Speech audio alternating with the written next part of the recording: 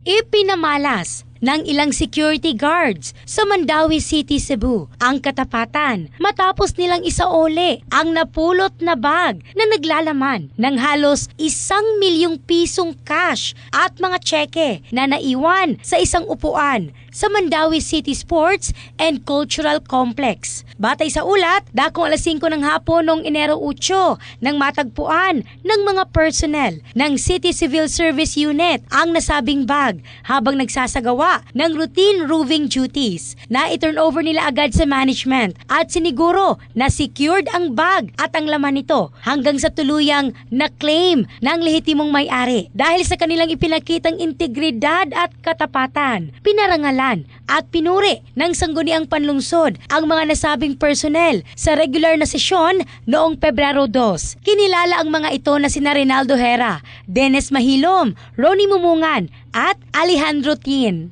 In the heart of changing lives, ako si Michelle Craste ng Brigada News Philippines, the Music and News Authority.